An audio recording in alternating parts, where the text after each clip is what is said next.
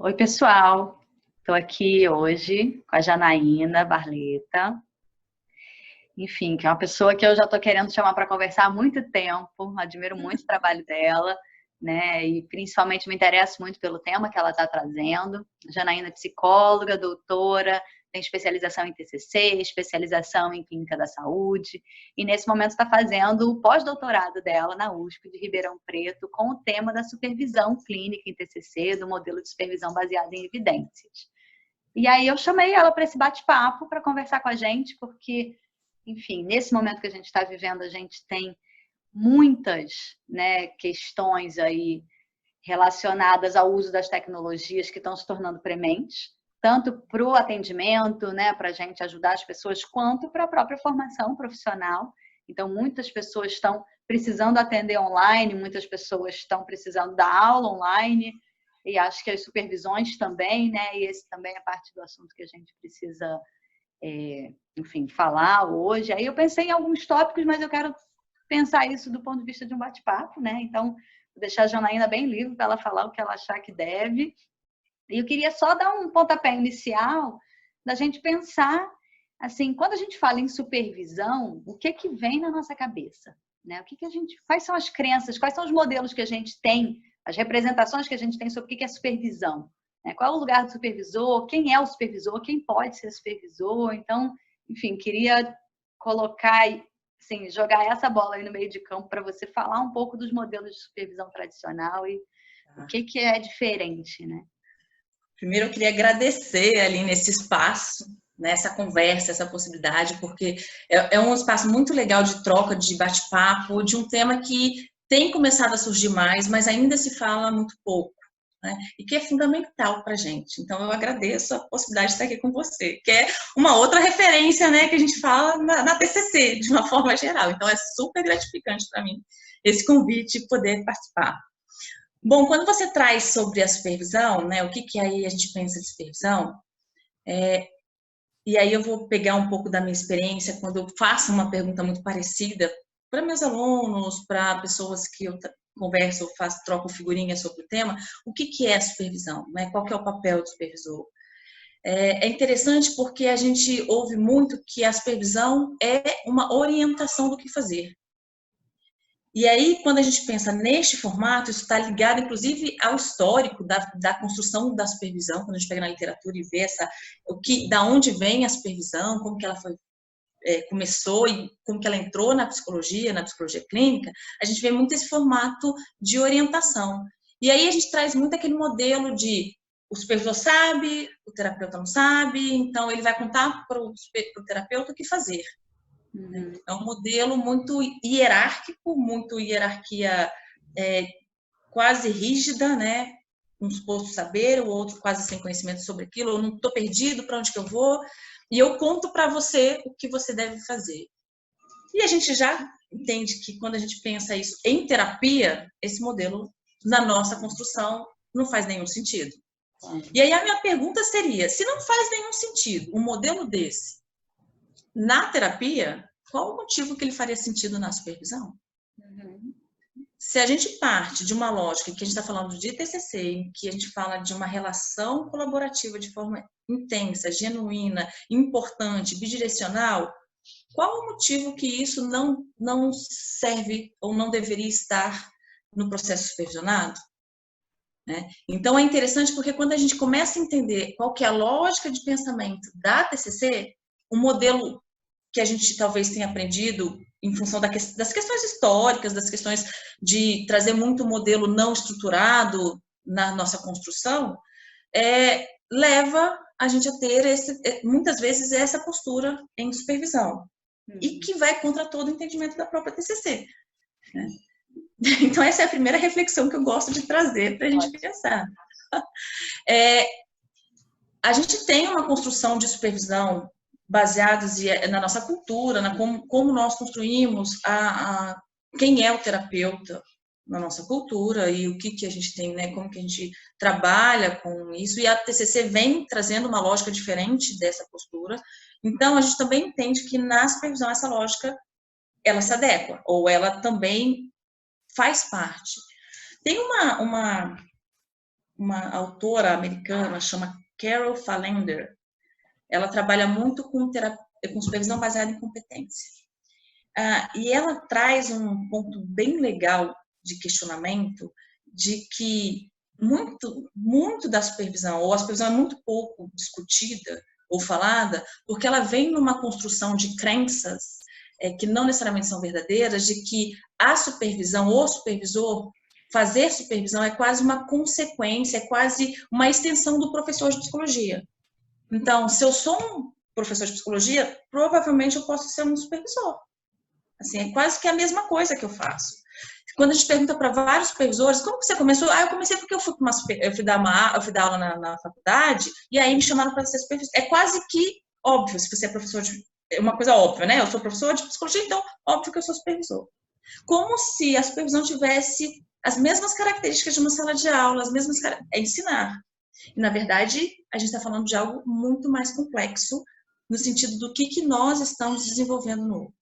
Uma outra crença que ela traz, que é bastante equivocada, é que se eu sou um bom terapeuta, necessariamente eu sou um bom supervisor. Se eu sei o que eu faço em terapia, então eu sei como ensinar. Já que eu vou orientar o que vai fazer, então eu sou um bom supervisor. Então, é como se o supervisor fosse quase... Ele já nasce, como ele se forma psicólogo, ele já se forma supervisor. Né? A gente tem essa crença, ou essa construção. E ela fala que esse equívoco, ela vem dos Estados Unidos. Então, não é um equívoco nosso, é um equívoco que sustentou fazer da supervisão durante muitos anos no mundo. Exatamente por essa construção do que é a supervisão. E aí ela traz uma outra discussão, que tem alguns outros atores que também trazem essa discussão, que é o quanto, quando eu sou um supervisor e não penso na supervisão, no processo supervisionado, ou o que é, qual é o meu papel, o quanto a minha supervisão pode ser danosa. Tanto para o terapeuta que está em formação, por exemplo, dele não desenvolver o que ele deveria desenvolver, o que supostamente a supervisão faria por ele, quanto ter danos para quem recebe o atendimento depois. Porque aquele terapeuta não conseguiu se desenvolver. E um outro dano, mais do que simplesmente não me desenvolver, é eu acabar, enquanto supervisor, de alguma forma sendo iatrogênico ao meu supervisionando.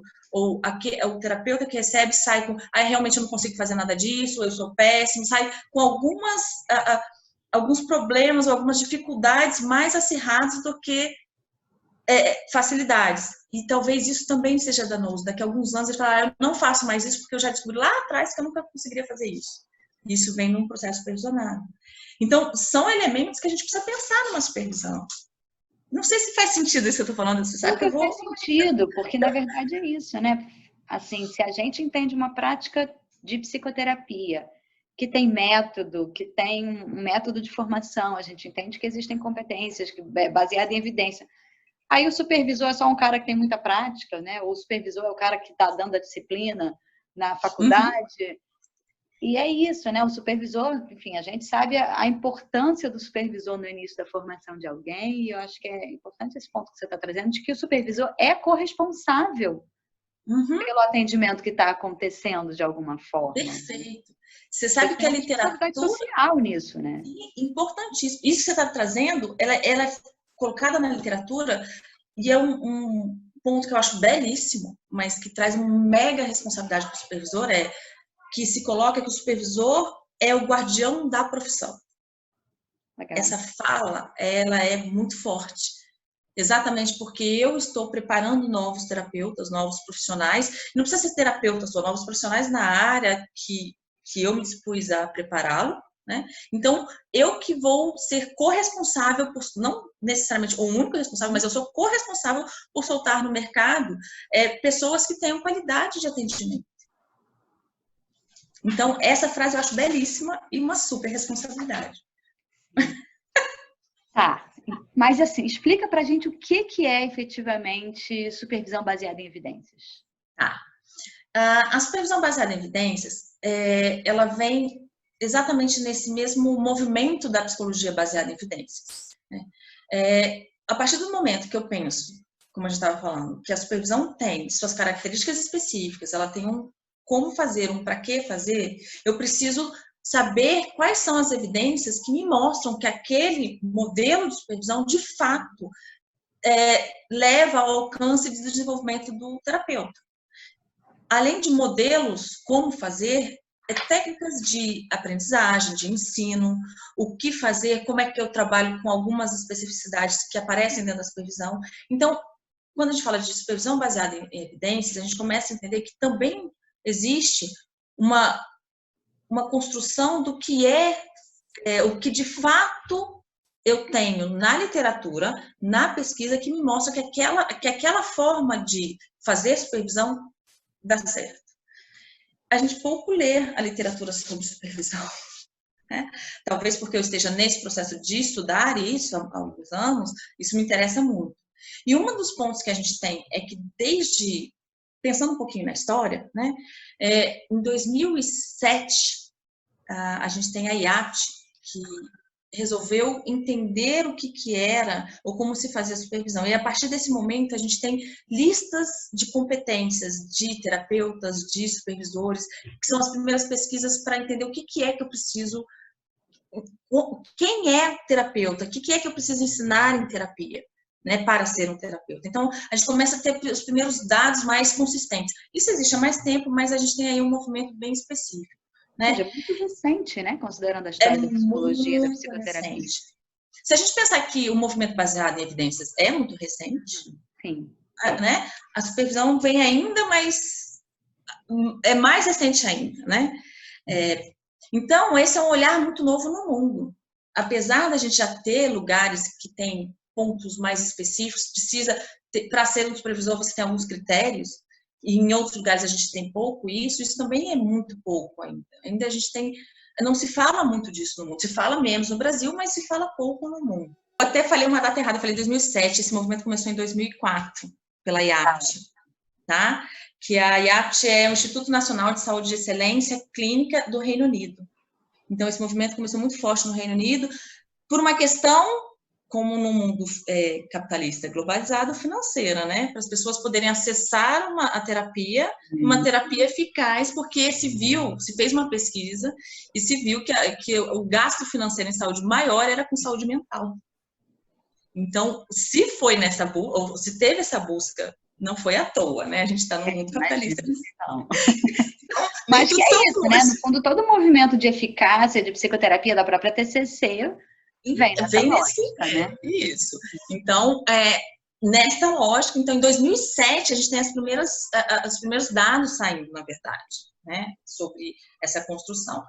E isso vem exatamente porque quanto mais eu tenho dados que fortaleçam o que a gente faz em terapia, mais eu tenho como fazer de forma adequada, pensando na qualidade do que eu vou fazer no processo. Por outro lado, esse movimento busca, quem vai treinar esse terapeuta para fazer com qualidade? Então, eu preciso começar a olhar para quem treina esse terapeuta. Então, essa busca foi mais ou menos nesse movimento. Hoje a gente tem um consenso que a supervisão, ela passa por 3 elementos, né? Ela tem 3 funções, que a gente chama de normativa, formativa e restauradora. São as 3 funções de qualquer supervisão. Explica isso aí para o pessoal. Formativa, o quanto está relacionado com o desenvolvimento do terapeuta, né? O quanto eu posso aumentar o repertório clínico, metacognitivo, enfim, o repertório de fazer terapia do terapeuta, com todas as habilidades gerais e específicas não só da TCC, mas da orientação teórica que ele vai seguir, certo? Então, essa é uma função que a gente tem. Ou seja, quando a gente pensa nessa função, o que é que a supervisão faz? Aumenta repertório ou desenvolve repertório do terapeuta. Esse é um ponto. Um outro ponto que a gente chama de função normativa, que está ligado à qualidade do serviço que a gente presta. Serviço psicoterápico. Então, envolve monitorar, fiscalizar, avaliar se está sendo entregue um bom serviço. A questão ética é o cuidado com quem recebe, a terceira pessoa, né? Não mais o terapeuta, mas a pessoa que recebe a terapia. Ou seja, a gente, de alguma forma, ensinar ou modelar, e aí eu não sei qual é o método, né? Mas a gente conseguir fazer com que aquele terapeuta tenha características que tornem ele um terapeuta, enfim, comprometido com o resultado que ele vai entregar, é isso? Comprometido com o resultado e comprometido com a ética, com o cuidado para que ele não seja danoso à pessoa que vai receber esse serviço. Então, seria uma função para pensar no repertório do terapeuta e uma função para pensar na qualidade para quem recebe isso, o cuidado com quem recebe. Okay. Então, para isso, eu preciso entender qual é a qualidade do que ele está entregando enquanto terapia. Né? E uma terceira função que às vezes a gente até esquece em TCC, que é a restauradora, é o cuidado com o bem-estar do terapeuta. Uhum. Né? É o acolhimento, é cuidar da saúde mental dele no processo de intervenção. Quais são os aspectos que surgem, por exemplo, de contratransferenciais durante a terapia e como é que ele cuida disso? Como é que eu, supervisor, acolho isso no processo de supervisão? Então, acho que a supervisão no modelo tradicional tinha muito essa função, né? Tem. Porque se a gente pensar na construção desse modelo tradicional, a gente tem um modelo vindo de terapias não estruturadas, em que foca na relação como ponto, ou é a relação à terapia, né, o processo terapêutico. Então, a gente tem muito este processo, mas às vezes a gente esquece as outras duas funções que são importantes. Isso é legal porque a gente tem diversos modelos de supervisão. Diversos, mais do que você pode imaginar. A gente não tem um único modelo. A gente tem várias formas de fazer supervisão. E algumas focam um pouco mais na relação, alguns vão focar no processo de ensino, no processo supervisionado em si, outras vão focar no desenvolvimento de habilidades. Então, a gente tem vários. Hoje, a gente tem uma segunda geração de modelos que mesclam um pouco os modelos antigos na tentativa de integradora, que é o movimento da psicoterapia. Né? Então, a gente também tem esse movimento nas supervisões, nos modelos de supervisão, digamos assim. Eu não vou entrar no detalhe dos modelos, mas porque senão a gente nunca vai... Mas é muito gostoso falar disso. Porque quando a gente pensa no modelo de supervisão mesma coisa, da TCC, qual é o modelo que a gente coloca na nossa prática clínica? O porquê, por exemplo, a gente usa uma estrutura na terapia? Existe um porquê, existe uma evidência que nos mostra o motivo daquela estrutura. Claro. Ela não está ali à toa. Qual é o motivo que isso não está na supervisão? Né? Qual que é a diferença? Então, entender esses modelos talvez faça a gente escolher formas de fazer supervisão mais adequadas à forma com que eu entendo a formação do homem, o entendimento da terapia, que esteja de acordo com aquela orientação teórica que eu concordo, ou que eu sigo, ou que eu faço.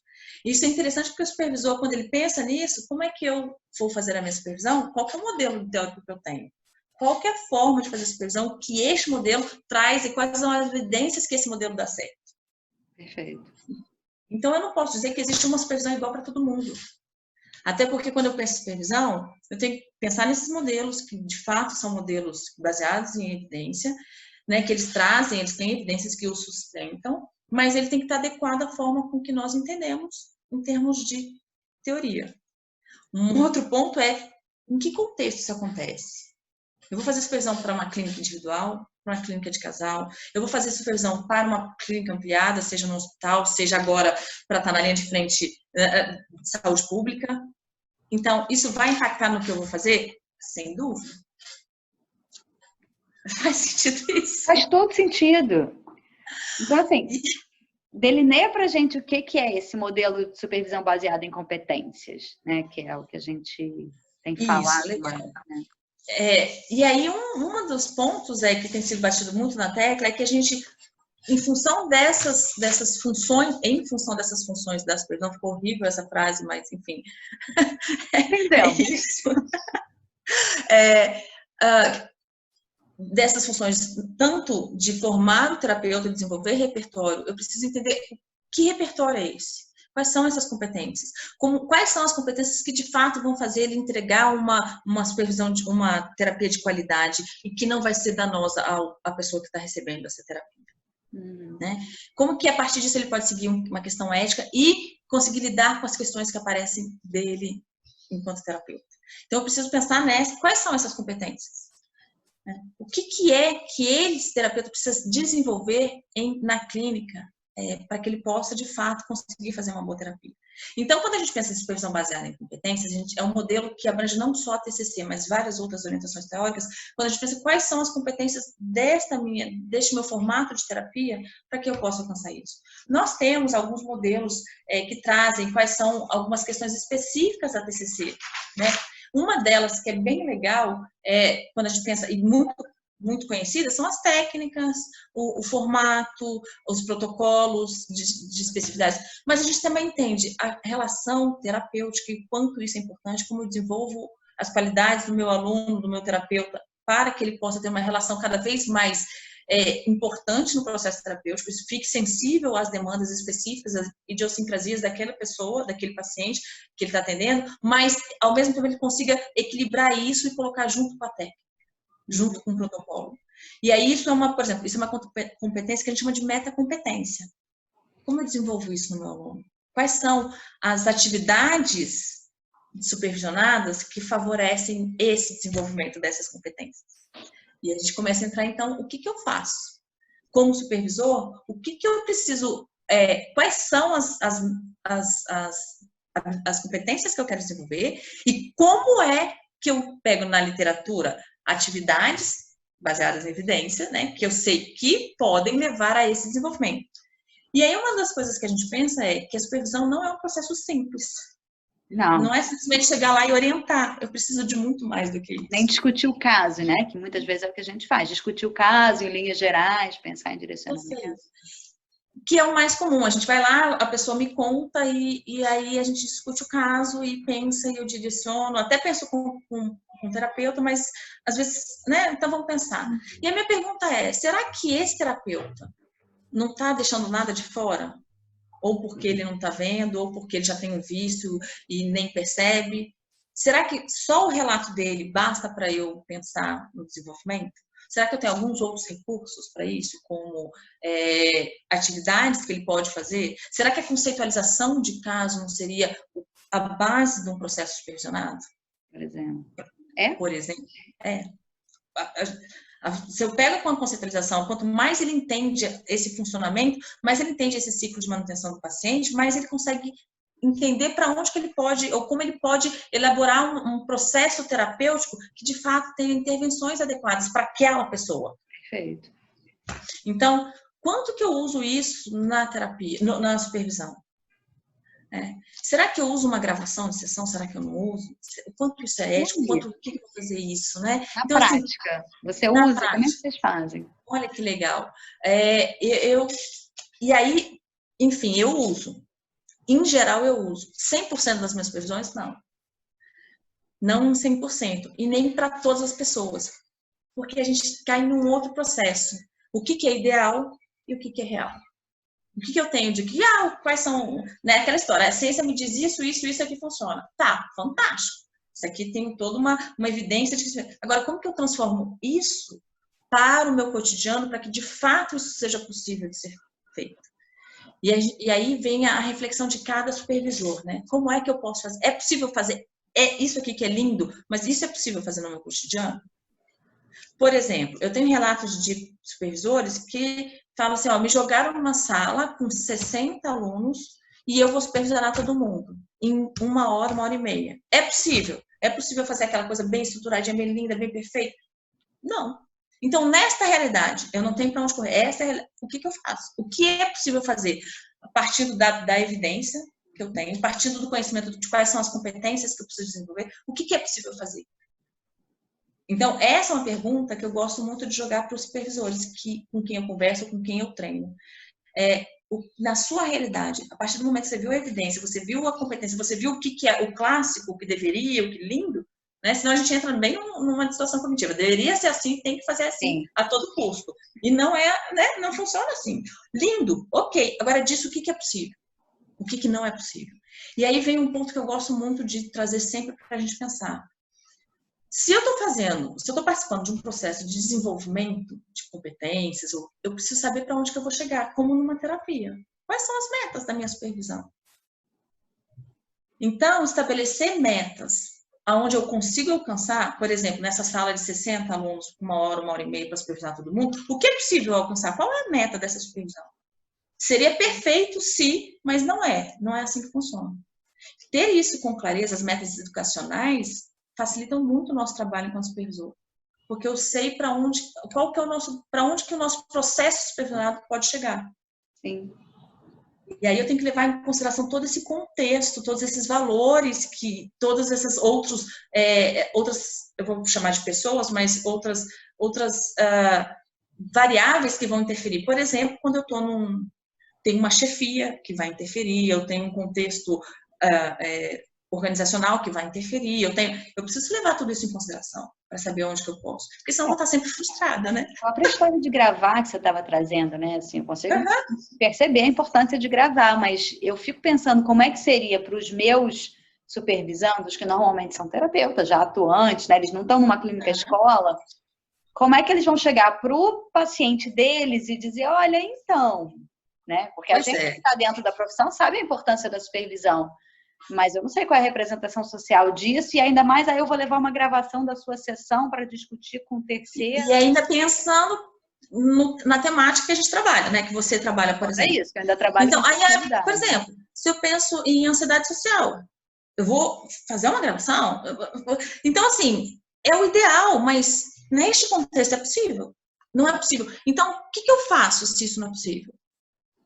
O que eu posso aumentar de qualidade de relato? Será que eu faço um relato? Será que eu faço um relato estruturado, com perguntas específicas sobre o atendimento? Essa é uma possibilidade. Será que eu aumento o meu foco na conceitualização e na formulação de caso como um todo? Isso é possível fazer.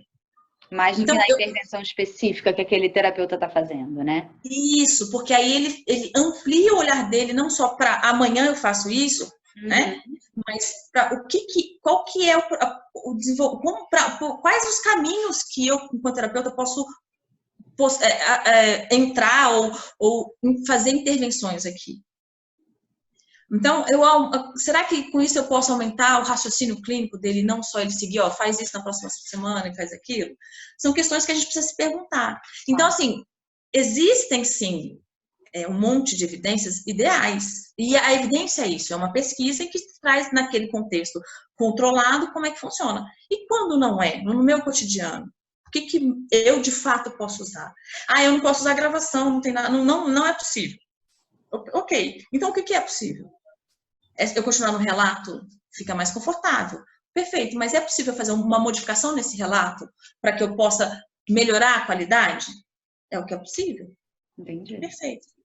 E aí, só que aí a minha pergunta é, como é que esse supervisor, que era um professor e que foi colocado lá, porque foi colocado, ou que era um clínico e perguntaram para ele, você está tendo tanto tempo, me ajuda aqui, e ele acabou entrando como supervisor nesse contexto, que é um contexto comum que as pessoas começam a supervisionar, como é que ele aprendeu isso? Onde que ele aprendeu a ser supervisor? São perguntas que a gente faz. Tá, então vou aproveitar o seu gancho para a gente pensar assim, e sobre as habilidades mais complexas, né? Então, assim, se você pudesse falar um pouco das metodologias para a gente desenvolver isso. Isso é bem legal, porque quando a gente treina terapeutas, a gente não está falando simplesmente de um fazer mecânico. E a gente chama que as habilidades terapêuticas, elas são habilidades complexas, porque elas vão envolver uma série de elementos, desde emocionais, do próprio terapeuta, do paciente, cognitivos, comportamentais, enfim, ela vai lidar com outros elementos extremamente importantes que têm que estar interrelacionados para que aquela habilidade seja possível de ser colocada em prática. Então, a gente chama isso de habilidades complexas. A literatura vem trazendo esse nome, né? E como é que eu faço toda essa organização para que eu consiga lançar a mão disso? Dependendo do que eu me proponho alcançar naquela supervisão ou naquele processo supervisionado, eu tenho uma série de atividades que a gente pode fazer pensando nessa construção. Para isso, a gente parte de um levantamento de quem é que é meu terapeuta ou quem é que eu vou supervisionar? Quem são essas pessoas? Quais são as facilidades que elas têm? Quais são as dificuldades que elas têm? Isso é muito parecido com uma clínica. Eu não vou partir do zero. Eu vou ensinar do zero. Eu vou partir daquilo que você sabe, daquilo que você já faz bem, daquilo que você já consegue, para pensar como isso pode englobar ou pode ser generalizado ou pode ajudar a desenvolver aquela parte que ainda não está tão legal. E isso é importante porque isso vai me dar a possibilidade de fazer mais ou menos. Tem um dos modelos, das grandes classes de modelos de supervisão que parte do desenvolvimento, que são modelos desenvolvimentais, eles passam do desenvolvimento do terapeuta. Então, entender qual que é o nível de desenvolvimento que ele está, para que eu possa sair dessa zona de conforto, né? Ir para a zona proximal de desenvolvimento, mas não ir muito além dela, porque senão fica muito difícil e aí eu já saio, não consigo. Entender, então, quem é que eu vou supervisionar talvez seja muito importante para que eu possa pensar em atividades específicas. Uma das coisas que a gente pensa bem, que, de uma forma geral, é que não adianta ser uma atividade muito passiva. Eu contar e o outro ouvir. A gente já viu na literatura da educação que isso não funciona dessa forma. Então, quais são e aí as metodologias mais ativas, elas vêm muito a calhar nesse momento, né? Quais são formas diferentes que eu posso utilizar para que eu possa, de fato, desenvolver essa pessoa? Pensando neste terapeuta e nas qualidades que ele tem, no repertório que ele tem, nas dificuldades que ele tem. Então, dá um exemplo para quem não está familiarizado com as metodologias ativas, para as pessoas entenderem o que seria uma metodologia ativa. Por exemplo, a gente usa muito roleplay, né? Simulação de caso. Isso é muito legal. Quando esse roleplay ou essa simulação é muito distante da realidade do terapeuta, ele passa a ser quase que uma atividade explicativa. Então, quanto que esse próprio terapeuta pode construir situações e pensar possibilidades de fazer diferente? O quanto eu consigo fazer jogos para que este terapeuta possa, por exemplo, pensar em possibilidades diferentes a partir daquele modelo, daquela intervenção. Então, em vez de eu contar para ele, eu vou trazendo formas para ele pensar sobre. E nós podemos, no final, fazer um debriefing, uma conclusão, discussões de que a gente chegou, em que possibilidades chegamos juntos. E acho que isso então, em grupo funciona super bem, né? Super bem. Isso em grupo funciona super bem. Mas indivíduo também. Individual, a gente também tem algumas estratégias que nos levam a fazer essa possibilidade. Mas em grupo isso é fantástico. De fato funciona, né, muito bem. Então, usar aquela história do briefing, debriefing, e o roleplay no meio, o caso no meio, ou uma vinheta no meio para aquele... É muito importante. Então, isso a gente aprende com as metodologias ativas. Sim. Tá. Então, assim, nessa história, né, pensando que em tudo isso que você trouxe, assim, que a gente precisa formar supervisores, que a gente precisa treinar especificamente os supervisores para que a gente possa, enfim, melhorar a qualidade da supervisão que a gente entrega e melhorar a qualidade do serviço que a psicologia presta de uma forma geral. Quais são as diretrizes, né? Eu queria que você falasse rapidamente sobre as diretrizes da APA, ou enfim, acho que você acha que são mais importantes nesse sentido. Quais são os pontos principais? A APA, ela traz, né, diretrizes, ela tem uma publicação, ela tem algumas, mas ela tem uma publicação, e eu acho que a última publicação, deixa eu até olhar o ano aqui dela, foi de 2014. São exatamente, é um guideline exatamente sobre esse desenvolvimento, né, sobre a supervisão. E ela coloca, não em TCC, a APA trabalha com psicologia, né, então ela coloca 7 domínios gerais, desde competência do supervisor, e aí é tudo isso que a gente está falando, o quanto ele desenvolve para fazer isso, diversidade, como é que a gente trabalha com diversidade, aquela pessoa que pensa diferente da gente, aquela pessoa que tem ou que veio de um contexto completamente diferente do nosso, né, que traz possibilidades diferentes. Então, como é que eu trabalho com a diversidade? E isso é um ponto muito explorado pela APA, né, assim, pela ciência de uma forma geral, né? Tem, tanto na terapia quanto nesse processo supervisionado, né? Qual a qualidade do relacionamento em supervisão? Relacionamento interpessoal. Supervisor supervisando. Isso. Essa relação interpessoal, como é que ela se estabelece? Ela é coercitiva ou ela mesmo que seja hierárquica, ela tem uma qualidade de relacionamento que pode haver uma troca, né? Vamos pensar nesse processo. Ou seja, que a relação é uma via de aprendizado, talvez. Perfeito. A relação é como a gente pensou uma relação terapêutica. Exatamente. O quanto isso também é importante na supervisão. Um domínio que ela coloca como profissionalismo, que reflete exatamente isso, os valores de cada um, as atitudes de cada um, essa questão ética está envolvida. Né? Ela coloca, e aí um ponto que eu acho, eu acho todos importantes, né? Mas esse eu acho fundamental, que é o processo de avaliação. Então fala um pouco disso, né? De avaliação. E no Brasil a gente tem muita perspectiva de que a avaliação é alguém que vai julgar a gente e provavelmente julgar mal, né? Uhum. Tem muito não, eu não vou lá porque se eu for avaliado vão me julgar. É quase pessoal, vão me julgar, né? E é um julgamento. Né? E o processo avaliativo não necessariamente ele passa por essa lógica.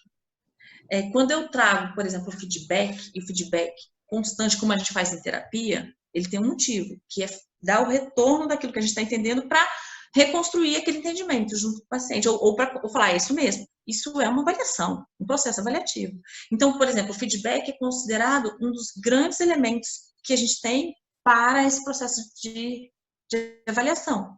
Essa constante troca do que está sendo feito, de como eu estou vendo, do que você está trazendo.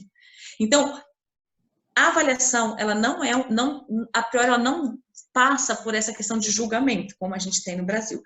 E quando a gente pensa em supervisão no Brasil, em geral, as supervisões, elas estão muito, muito próximas, ou quase sempre, e eu não posso afirmar que é sempre, mas ela é muito comum que aconteçam nos cursos de formação, seja na graduação, seja na pós-graduação. Então, é sempre um contexto em que você tem um processo burocrático de passou ou não passou, que sustenta essa avaliação como algo de julgamento. Acontece, a gente tem supervisão por pares, então um colega que pediu supervisão, eu que pedi supervisão para um colega. No meu curso, por exemplo, é assim, são profissionais atuantes, às vezes nem todos psicólogos, então a gente está desenvolvendo uma competência específica e ali tem muita gente que às vezes sabe mais de determinados assuntos do que eu sei. E é incrível essa troca, né? É incrível essa troca. É o grande lance do aprendizado, né? Então, assim, esse é um processo importante que a APA traz. A avaliação e supervisão o que é essencial nessa avaliação, né? O que é prioridade? O que eu estou avaliando? Eu estou avaliando para dar uma nota, para passar, ou a minha avaliação é se ele alcançou a competência para conseguir entregar isso de forma adequada? Então, isso muda a forma de avaliação, isso muda o que é que eu vou avaliar, isso muda completamente o que é avaliação. E o feedback é uma das maiores... A própria educação fala, uma forma de aprendizagem do adulto de excelência é a partir do feedback. E a gente está... E aí vem outra pergunta. Nós estamos... Sobre o que ele está observando e do supervisando sobre como é que foi aquela atuação do supervisor. Isso. E aí a minha pergunta nós somos treinados a dar feedbacks? Não. E quando a gente pede uma mudança de comportamento, nem para receber. Até porque a gente recebe meio uma porrada, né? E a gente dá uma porrada, isso aí não tá legal. Oi? Tipo, como não? Eu passei dias tentando fazer isso, você vira assim, não tá legal? Tipo, é quase uma porrada. Então, essa é outra qualidade do feedback, né? Isso também conta com o processo avaliativo. Só para finalizar aqui, então, problemas na competência profissional, quando a gente entende esses problemas do profissional e nessa competência, como que a gente vai lidar com isso, e considerações éticas, legais, de conselho, de regulamentação da nossa profissão, e aí em cada local, né? Todos esses elementos a gente são as diretrizes que a gente precisa cuidar numa supervisão, segundo a APA. Mas é isso, né? Tem que ter alguém para dizer e organizar. Olha, gente, não esquece que a supervisão também é importante. Tem uns pontos aqui para vocês não esquecerem, né? Eu acho que é alguma coisa que me chama muita atenção, que não seja... Assim, que ainda esteja incipiente esse conhecimento, né? Eu acho que, enfim... Se a gente pensar, a gente estuda supervisão... Eu acho que se fala de supervisão há muitos anos, mas não nesta forma. A própria Carol Fallender, ela coloca, olha, tem uma lacuna na literatura de supervisão. A gente já até aumentou a lacuna já está começando a falar um pouco mais de terapia, já tem um olhar, até o processo. E o supervisor, a gente não fala nada do supervisor. Então, existe essa lacuna, a gente começa a ter essa lacuna, de fato. né? Agora, deixa eu te perguntar uma última coisa que eu acho que é super pertinente nesse momento, assim, e eu sei que você tem muita experiência de fazer isso à distância, né? Então, dá para fazer individual, dá para fazer com grupo, mas como é que é esse desenvolvimento de competências, esses modelos de supervisão à distância? Toda vez que a gente pensa nessa construção remota, né, cada um em um local, a gente tem mais um desafio aí para frente, né? Mais um, você também trabalha bem com isso, você sabe que esse é um desafio muito importante. As primeiras vezes que eu fiz supervisão à distância, a qualidade das plataformas, quase que não sai, ó. Elas não eram do jeito que elas são hoje, elas eram muito mais aquém em qualidade. Então, eu tinha muito mais dificuldade, a gente tinha muito mais... Hoje a gente tem plataformas belíssimas, o próprio Zoom, né? A gente tem plataformas maravilhosas que nos permitem vários recursos. Nesse momento que a gente foi colocado em casa e obrigatoriamente a gente não tem outra opção, ou a gente faz assim ou a gente não faz, a gente precisa aprender a lidar com essas plataformas. Eu sempre li, e eu concordo com isso, e eu sempre tentei passar isso, desenvolver um pouco isso, que o terapeuta cognitivo, a gente tem uma característica muito grande que é ser criativo. A gente precisa ser criativo, isso faz parte da nossa construção enquanto terapeuta. Está na hora da gente usar. Então, é a hora da gente usar essa criatividade para que a internet seja um desafio, mas ela possa ser algo que traga benefícios e não ressalte as dificuldades. Então, uma das coisas que a gente aprendeu, ou que eu aprendi pelo menos, é que a relação, apesar da gente estar distante, ela pode ser tão próxima e tão calorosa e tão afetiva quanto uma relação presencial. Claro. Então, o primeiro grande... É a base da psicoterapia online, né? Perfeito. E aí esse é o primeiro grande medo que passa nas pessoas, né? As pessoas, não, mas como é que vai ser minha relação? Eu não vou ver. E claro que para fazer isso, eu preciso educar o terapeuta que vai estar comigo, ou o grupo de terapeutas. Como a gente faz na terapia online. Qual que é o setting terapêutico, onde você vai estar, eu não vou estar deitado, eu não vou estar com meu vídeo desligado. Então, existem algumas coisas que são clássicas, como em qualquer atividade online, digamos, de construção. Vou estar ou não com fone de ouvido, se eu tenho alguém que vai, então, eu vou falar alguma coisa que eu não quero que ninguém ouça, eu vou ter que botar o fone de ouvido. Muitas vezes eu preciso mostrar o setting, né, onde que eu tô, para o meu terapeuta, para que ele possa ficar tranquilo que eu tô sozinha. Eu faço isso, né? É legal fazer isso, mostrar, principalmente quando eu tô começando, para construir essa relação. Então, isso precisa, como qualquer atividade online, em terapia, digamos, né? Além disso, quando a gente pensa em ferramentas e metodologias ativas, como é que eu posso ser criativo para usar isso via plataforma? Será que eu consigo compartilhar um jogo com ele e te fazer na tela? Será que eu consigo fazer aqueles... posso pensar aqueles Moodle, né, a Ava, e fazer um quiz? Será que... Então, qual que é o instrumento que eu tenho? Qual que é a plataforma que eu uso? E ela vai poder ter maior ou menor mobilidade. Além disso... Vou fazer um parênteses aqui, Janaína escreveu um capítulo usando o baralho da sexualidade, maravilhosa. E é isso, né? Tem lá. Não é online, mas é sobre metodologias ativas, inclusive é um ponto que a gente ressalta lá, né? E assim, qual que é o recurso que eu tenho online e o que esse recurso me permite? Essa é a primeira questão, né?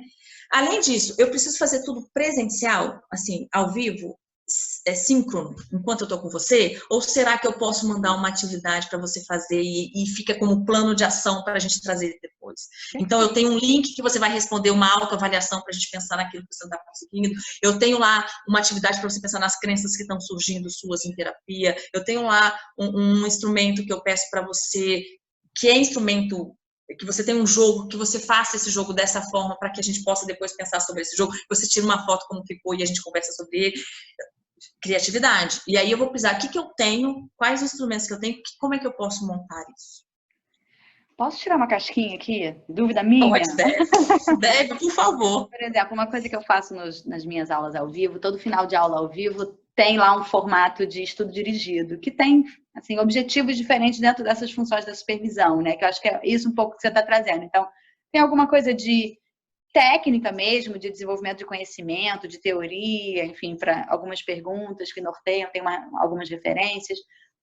Mas tem, por exemplo, práticas autorreflexivas, exercícios de autoprática. Você usa isso? Muito.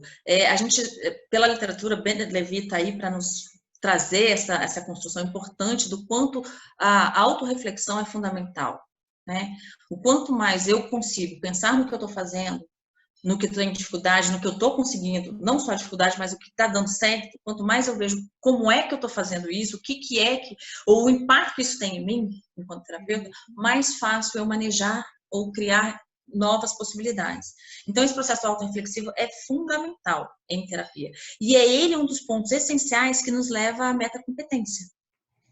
Aquela que a gente falou lá atrás, né? Então, ela tem que existir. Ela vai, assim, seria... Claro que tem que existir no mundo ideal, aquilo que a gente estava falando, né?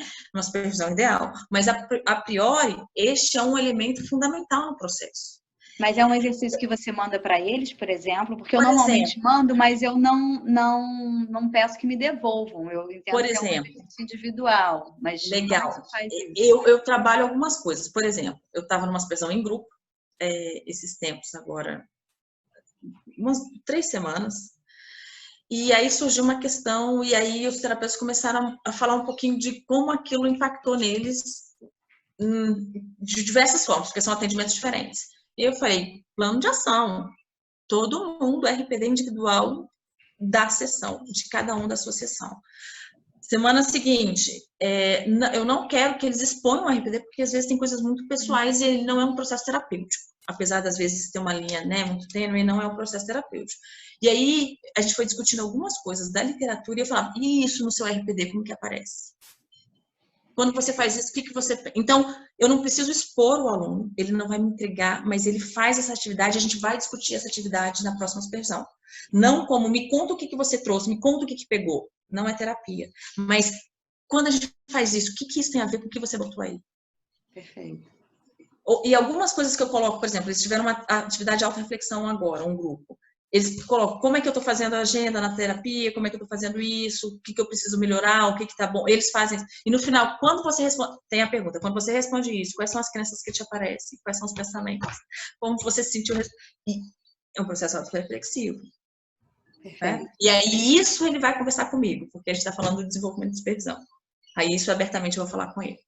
Mas, então, dependendo do processo, tá vendo? São 2 processos de auto-reflexão, mas que são diferentes. Claro. Um que eu vou expor um pouco mais e um que eu vou expor um pouco menos. Ou não vou trazer para... Mas não vou deixar de pensar sobre ele.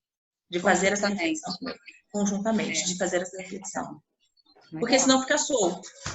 É isso que eu tenho achado um pouco. Tô nesse processo, assim, de ver como é que eu vou trazer isso, porque os meus são inúmeros, né? Enfim, super diferente, Brasil inteiro, gente fora do Brasil. E aí uma possibilidade eu vou levantar alguns pontos e eu quero que vocês vão anotando, vocês não vão fazer, o que isso tem a ver com o que vocês pensaram lá, trouxeram, colocaram aí na reflexão de vocês. Legal. E aí trazer, talvez você não consiga abrir, claro que a minha supervisão é muito pequena, né? A sua, então, quase 200. Completamente diferente. Então, mas fazer eles pensarem, talvez não que eles te contem, mas trazer elementos para eles irem pensando junto com você, cada um na sua. Talvez seja uma possibilidade. Super legal. Não, gente, a ideia desse papo era um pouco essa, né? A gente poder falar dessas coisas, compartilhar, falar da nossa prática. Essas lives que eu tenho feito, principalmente nesse momento, tem a ver com isso. Eu acho que a gente está num momento de desenvolvimento tecnológico, de atendimento online, de recursos de educação à distância, de formação de terapeutas à distância, de supervisão. E é nesse sentido que eu acho super importante. Fiquei muito feliz com o teu convite, você aceitar o meu convite, né? Assim, da gente poder falar disso. E tô aqui aprendendo um monte, enfim, maravilhoso. E, enfim, é isso. Meu projeto é tentar colocar isso online para a gente poder ir trocando ao vivo. Vamos ver se vamos conseguir, se eu domino novas ferramentas online. Infelizmente, eu não vou estar. Gostaria muito de estar ao vivo, mas...